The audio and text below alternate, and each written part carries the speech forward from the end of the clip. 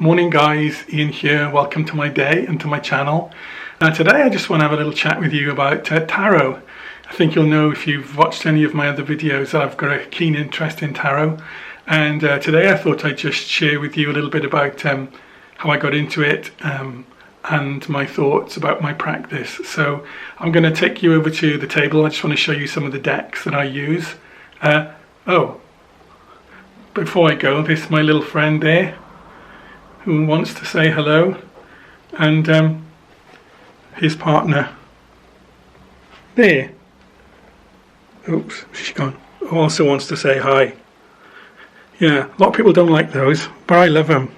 I think they're great. Anyway, I'm sidetracking, so let's get on with the purpose of the video. So yeah, I've been probably into tarot for about 5 or 6 years now. I first encountered it, a mate of mine whose mother was a spiritualist, and the first time I encountered tarot was many years ago, and at the time I was quite active in a fundamental Christian church. So my response was one of fascination, but oh no, keep away from that, that's evil. Because at the time my thinking was very polarized, very black and white, and but my fascination with the tarot stayed, even though for a very long time I didn't do anything with it. And I guess that probably I've only been actively using the tarot for 5 or 6 years now, so I don't consider myself to be an expert in any shape or form. And I don't really read for other people. It's mainly for myself, and even then I don't use tarot as a fortune telling device. For me, divination is about helping me to explore what's happening here and now more than anything else. And if I do consult the tarot about future based events, again it's about what do I need to think about in terms of my actions, which will contribute to the outcome of the future event. So it's about help me to explore this rather than tell me what's going to happen or what I should do. But I think the purpose of my wanting to do this video was about the way that different decks impact you. And I found that I kind of get 3 types of response to a deck when I see it, whether that's online or whether I see someone else's deck or however that happens. I get one of 3 kinds of responses, and the first response is, do I like it? Now some decks I wouldn't go so far as to say I actively dislike, but I know they are not for me. There is something about the artwork which doesn't appeal, something about the symbolism which doesn't appeal, the colouring maybe. But there are some decks when I look at them, and whilst I can appreciate how much work will have gone into it, because to design 78 cards, and it's not a matter of just slapping 78 pictures onto a piece of card. Each tarot deck, regardless of its discipline, works on a theory, works on usually a basis of symbolism. So whoever designs a tarot deck, whether I like it or not, will have put an awful lot of work into it, and it's usually a good couple of years worth. When you look at the research, when you look at putting together the art, whether or not it's painted or drawn, or whether it's computer graphic based, it's a lot of work. And I have great respect for anybody that dedicates their time to producing a deck. But back to the point, Ian, yes, some decks I look at and I think, no, there's nothing about that deck that speaks to me. And then there are other decks that I really will like something about them. Maybe the artwork, I will like that. Maybe it'll be the colour scheme. Maybe it'll be the size. On occasions, when I've seen a deck that I've liked, of course I bought it, but then when the deck arrives and I start handling it and start using it, there's something that doesn't connect. And so for me then, I'll try it a few times, but if I don't sense that connection, then it goes into my collection of decks and I don't use it. Not that I've got that many decks, but that's what tends to happen to it. Now you could argue, couldn't you, that a proficient tarot reader, when they know the basis of the symbolism, when they know the basis of the meaning of the cards, in some way you might say, if this is a tool, whether you like it or dislike it shouldn't matter. You should be able to use it effectively if you know it. And I guess I don't entirely disagree with that. But for me, tarot is about having a connection with the deck. It isn't just a technical skill, which is what it would be, I think, if you know all there is to know about the deck, but you don't have that sense of connection. Yes, you would use it, and you may be able to interpret the meanings of the cards, but to me that's a technical use of the deck, rather than a intuitive symbiosis kind of relationship between you and the deck. So yeah, so some decks I actively don't like. Some decks I like, but I don't have that warmth of connection to, and some decks I like and I feel that link between myself and the deck. Now, the strange thing is that in that third category of those decks that I like and I have a connection with, there can still be some things about the deck that I might not entirely like. So I'm not exactly sure what is causing the bond between me and the deck, because you just heard me say that, you know, some decks I don't like because there are things about them that maybe even irritate me a little bit. So yes, I can bond to a deck without liking it 100%. It's just how it is. And so I want to show you now 3 of the decks that I'm currently working with. And that's not to say there'll never be any other decks that I feel that I connect with, but of all of the decks that I have, this is the only 3 at the moment that I feel a sense of connection with. And I just want to show you those now. Okay, so I'm just going to move the camera. So then, these are the 3 decks that I use in my tarot work. The first one is an updated Rider-Waite Smith deck. I'll tell you a bit more about that in a moment. This is the Aleister Crowley, Lady Frida Harris Thoth deck. And this is the Osho Zen Mahadeva Padma deck. So firstly, this Rider-Waite Smith deck, which was the first deck that I encountered and the first deck that I bought. But unfortunately, the version I bought, which had a like a grey and blue checkered back, the printing was so absolutely awful. The line work was so clunky and smudged, and the colours were so kind of out of the lines that I couldn't use it. It gradually built from a minor irritation to a major obsession, and I had to stop using it. So that goes back to, you know, like when you can't connect with the deck.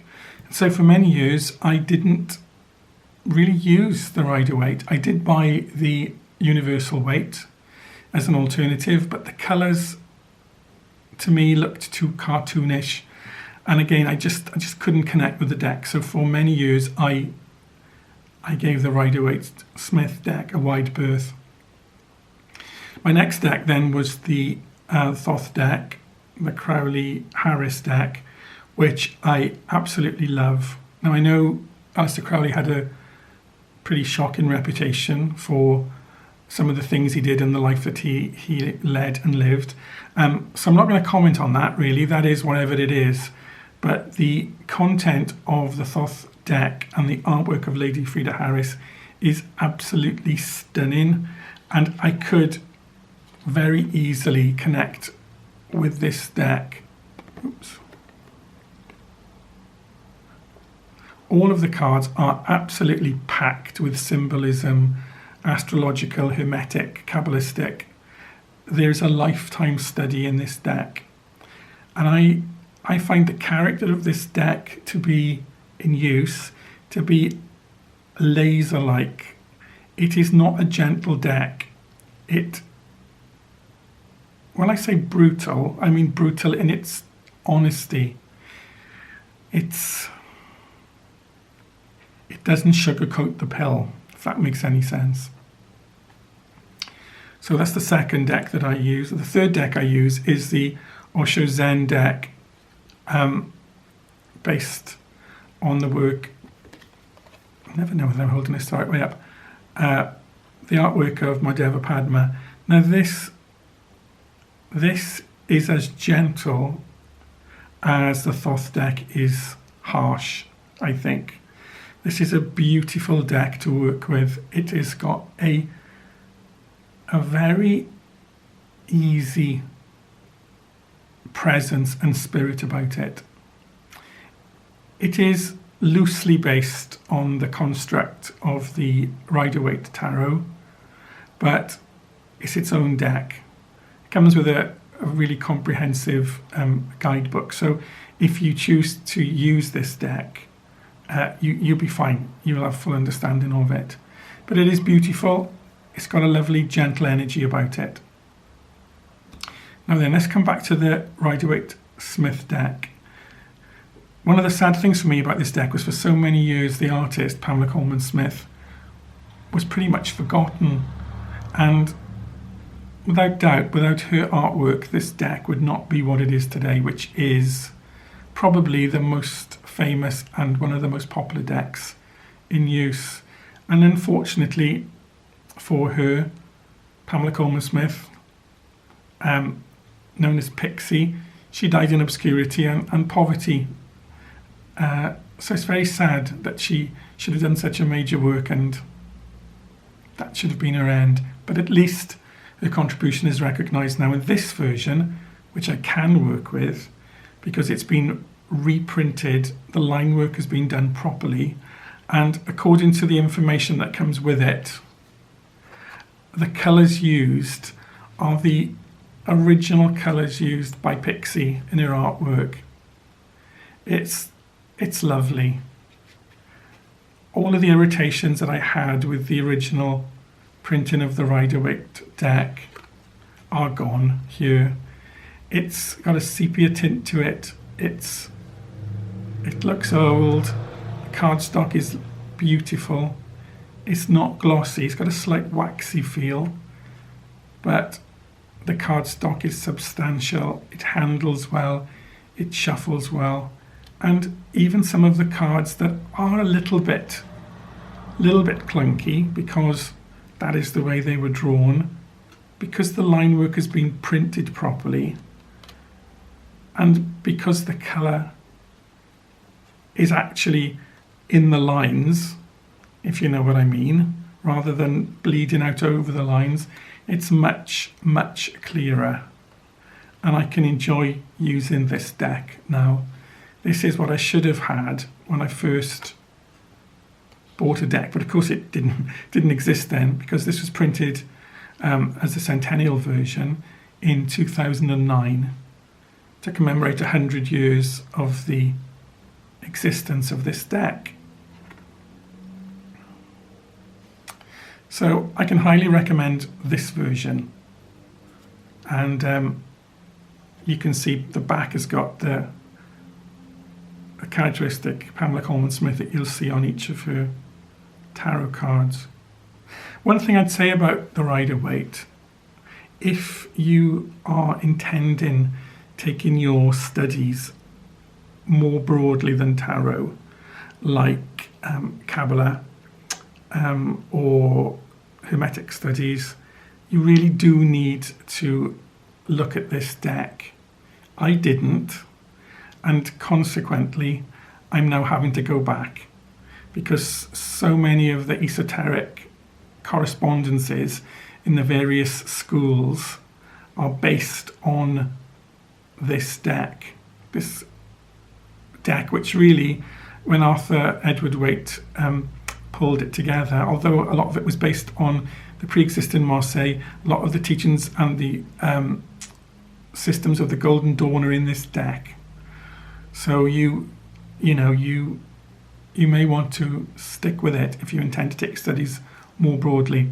And the other thing I would say that I mentioned earlier, that you can learn the meanings and the symbolism and the structure of a deck from the book.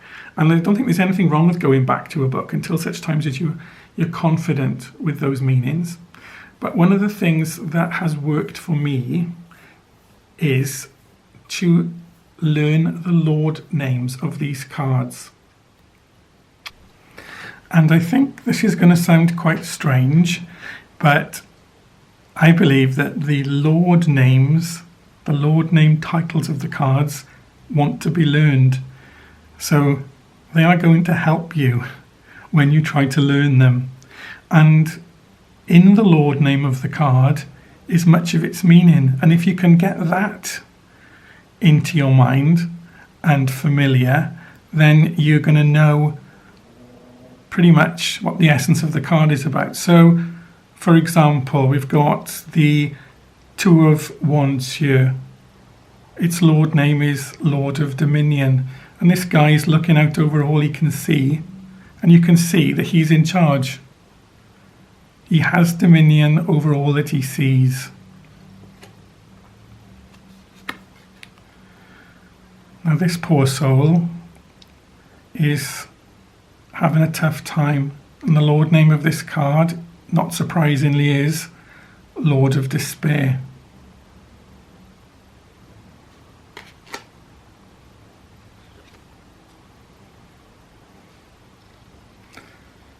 This card, Six of Pentacles, Lord of Material Success. And this guy looks as if he has it all. He's got so much that he can afford to be giving to other people. Sorry, let's get it back in camera.